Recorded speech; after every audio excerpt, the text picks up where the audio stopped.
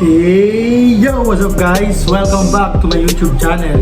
Batcom TV nga pala to at nagbabalik na naman sa panibagong vlog. Nandito na sila. Yan. Ready to go na sila. Yan. Pupunta tayo sa pinanggalingan nila. At tatanungin natin kung ano nga ba talaga sila. Parehas bang babae? Or ano ba yung naging problema? Or baka may mali ako? Yun.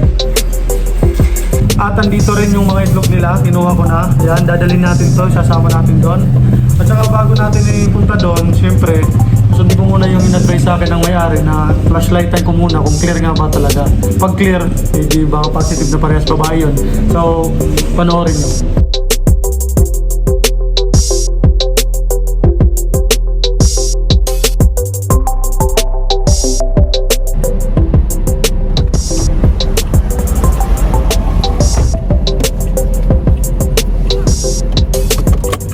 Hi guys! So ngayon may pupuntahan tayo dahil may mga kasama tayo ngayong araw na to. Kaya tara, puntahan na muna natin.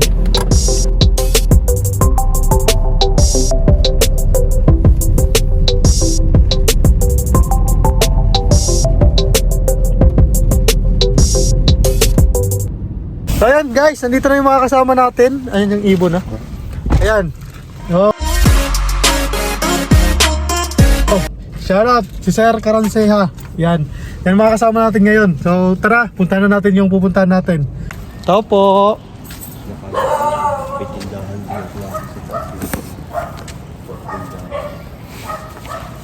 Tao po. Hello po, kuya. Kumusta? Okay na. Si Kuya Alfred. Dala ko lang yung ano, ibon. At saka yung ano. Tara, dito tayo sa likod nila. Ayan.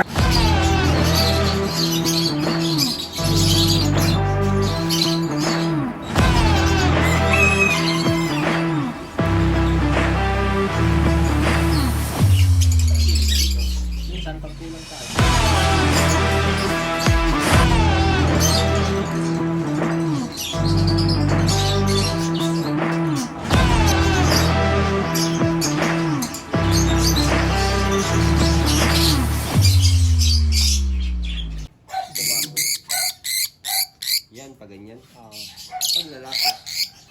Pag lalaki, ano, masikip.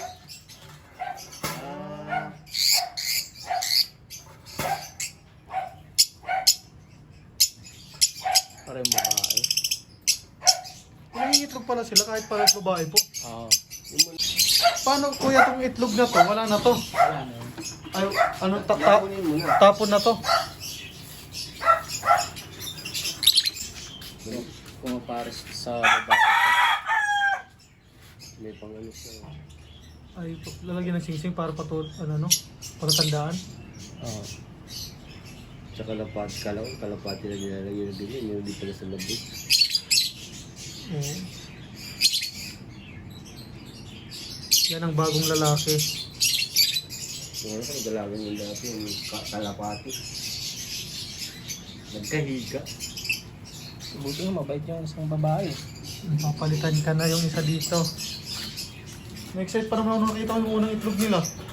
Sabi ko, Yung isa, yung isa napisa na po. Nakita mo na yung bagong upload ko. Napisa na sila kuya eh. Yung pagkakakilala namin ni kuya, nag-search ako sa sa Facebook ng shop. Pumunta ako doon. Tapos si kuya sakto na namamasyal. Ay di ko alam kung namamasyal or ano. Tapos tinatanong ko kasi yung babae na nagbabantay yun, hindi niya alam kung lalaki o babae yung pinipili ko. Sakto si kuya sabi niya, akin na, tignan ko, tinignan niya. Tapos nung sinabi niya sa akin, may sa bahay daw, mayroon ako. Pumunta ako dito. Kaya dito ako nakabili sa kanya. Dami doon yung mga doon. Yan, ano yun? pareho nun, mga parasit. Parasit. Hindi ko pa alam yung mga pangalan ng mga ibon eh. Yung alam ko lang yung sa akin eh. So, bibila ko kuya ng ano, yung pang ano, handfeed, ano yung formula. Kaya handfeed kayo. 821 na ano, na handfeed formula, sabihin mo lang. Doon kayo sa ano, yung sense of yan, mayroon po. Laga na 821. Meron doon. Ay. Kasi mag-try ako mag-handfeed para pang dagdag content, di ba? Ayan, malay natin sa susunod, magkaroon din tayo ganyang karaming ibon. Habi. Tapos tayo na yung supplier, tayo magbabagsak sa mga shop, no? Kasi kuya, nagbabagsak na yan sa mga shop. Sa mga ibon. Kaya kung may mga gusto dyan, message nyo lang ako. Ilalagay ko yung pangalan ni kuya dito sa description. Mag-message kayo sa kanya. Magre-reply yan si kuya. Tsaka tanungin nyo siya kung magkano. Then, basta, kayo magpre-presyo. At saka yung ibon natin pala, ito, napalitan na. Yan. Yung may sing-sing, yun ang lalaki. Di ba dapat yung may sing-sing babae? Baliktad dito sa ibon. Kung sino may sing-sing dito, yun ang lalaki. Yun ang palatandaan ko. Siguro, Parang balipat pala. mangingitlog na kayo ulit at saka mapipisan na yan. So, tama po yung mga nag-comment dyan. Sabi nila na parehas babae. Tama po, di kayo nagkamali. Tsaka ito, yung itlog nila, tapo na daw to. Oh, ang dami-dami. 11 to. Kaya, wala na to. Kaya ito na yung uuwi natin. Ito yung bagong ibon natin. Ang bagong pares. Yan. Quality po yung mga ibon niya. Kaya di kayo magsisisi. Sa mga nag-uumpisa dyan. Biruin nyo, si kuya nag-umpisa sa pag-aalaga ng ibon kaya 2002. Grabe, ang tagal na nag-umpisa. 2002 tsaka 2023 na ngayon. Tignan nyo, ang dami niya ng ibon. Libangan niya lang dati nun. Naging libangan niya lang hanggang sa dumami. Hanggang sa naging supplier na siya ng mga ibon sa mga shop. Kaya may mga alaga din siyang aso. Andun. Bahay pala nila to at saka ito, nandito tayo sa likod nila. Ang laki ng bahay ni kuya. Then, ang lawak ng likod niya. Makikita mo dito, puro alagang may mga manok. Ayan. Doon may aso. Saka dito yung mga ibon. At saka may mga halaman din siya. Ayan. Kaya, malay natin sa susunod tayo na may mga ganyan karaming ibon. Ano ko, oh guys, may pa-stack si kuya. Tapos natuloy na ano dito. Pero paano to? Wala tong bayad sa ano? Parang palit lang. Kaya naman, pinastack kami ni kuya. Ayan, kaya pumunta kayo dito, may snack. Hindi, joke lang, kami lang to. Free kami. So ayun, paano? Panoorin nyo lang muna, mag-i-snack lang muna kami. Kakapalan na namin yung mukha namin. Nandito. Ganun talaga. Ito kuya, thank you ha. Thank you sa snack. Nagabalo pa eh.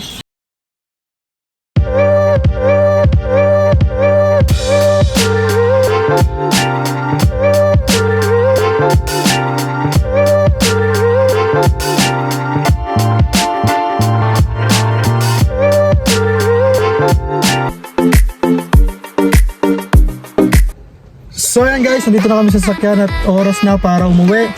At nagpapasalamat kami kay kuya na pinalitan yung isang ibon natin. So ngayon, lalaki at babae na yan. Abangan na natin yung anak nila. So ito pala yung nakasama ko kanina, si Sir Kara. Yun! So huwag nyo kalimutan mag-subscribe sa mga bago pa lang dyan. At saka supportahan nyo ako lagi sa journey ko sa pagiging vlogger. So hanggang sa muli, mag-ingat kayo lagi. Paalam!